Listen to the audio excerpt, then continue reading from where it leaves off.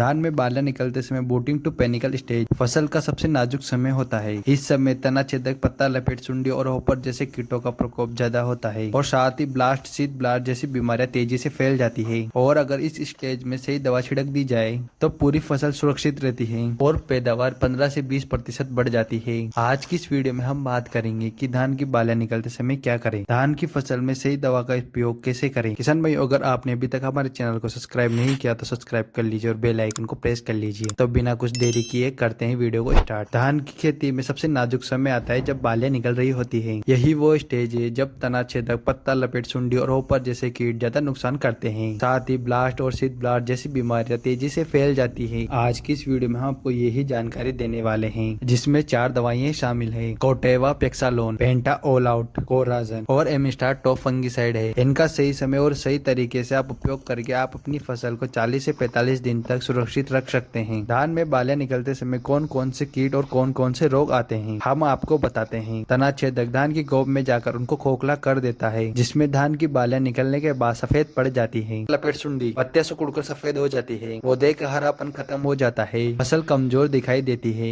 Hopper BPH, GLS रस चूसकर पौधों को पीला कर देते हैं। गंभीर स्थिति में होपर बर्न हो जाता है, यानी कि धान की फसल अपने आप गिरने लगती है और धान की फसल सूखकर पराली बन जाती है और पैदावार घट जाती है। यह धान का सबसे खतरनाक कीट माना जाता है। किसान भाइयों, अगर इनका समय पर इलाज नहीं किया जाए तो फसल में 30 से 40% नुकसान हो सकता है। इस समय पर दिन रात का टेम्परेचर 40 से 50 के बीच में चल रहा होता है और इसी टाइम पर यह कीट धान की फसल में ज्यादा दिखाई दे रहे होते हैं। इसकी रोकथाम करना इस समय बहुत ही जरूरी है। तो धान में बीपीएच, होपर, तना छेदक, पत्ता लपेट सुंडी और ब्लास्ट फंगस सबसे खतरनाक दुश्मन है। यह आपकी फसल को आधा बर्बाद कर सकते हैं। धान की फसल को पेक्सालोन के अंदर ट्राइफ्लूमिजोप्रिम 10% एससी होता है, जो बीपीएच, डब्ल्यूबीपीएच, होपर सभी प्रकार के रस चूसक कीटों की रोकथाम 30 से 35 दिन तक करता है। इसकी मात्रा 60 से 80 ml प्रति एकड़ लेनी है। पौधे की ग्रीनिंग इफेक्ट, यानी कि पौधे लंबे समय तक हरे रहते हैं। बालियां निकलते समय होपर का प्रकोप है तो सबसे पहले पेक्सालोन का छिड़काव करना चाहिए। दूसरा कीटनाशक पेंटा ऑल आउट लेना है। इसके अंदर emamectin benzoate 1.5% plus fipronil 3.5% technical होता है, जो सभी प्रकार के कीट जैसे तना छेदक, पत्ता लपेट सुंडी, थ्रिप्स, सफेद मक्खी की रोकथाम करता है। इमामेक्टिन सुंडी को खाना बंद करवा देता है। फेफ्रोनिल तना और जड़ों में छिपे कीटों का सफाया करता है। मात्र 200 ml प्रति एकड़ लेनी है। बालियां सुरक्षित रहेगी और दाने अच्छे से भरेंगे। तीसरा कीटनाशक कोराजन को लेना है, जो पेंटा ऑल आउट के साथ मिलकर डबल मोड एक्शन लेता है, जो 100% कीटों की रोकथाम करने में सक्षम होता है। कोराजन में क्लोरेंटानिल कंपोजिशन होता है। इसकी मात्रा 60 ml प्रति एकड़ लेनी है। सुंडी और छेदक का लार्वा तुरंत मर जाता है और पौधे लंबे समय तक हरे भरे रहते हैं।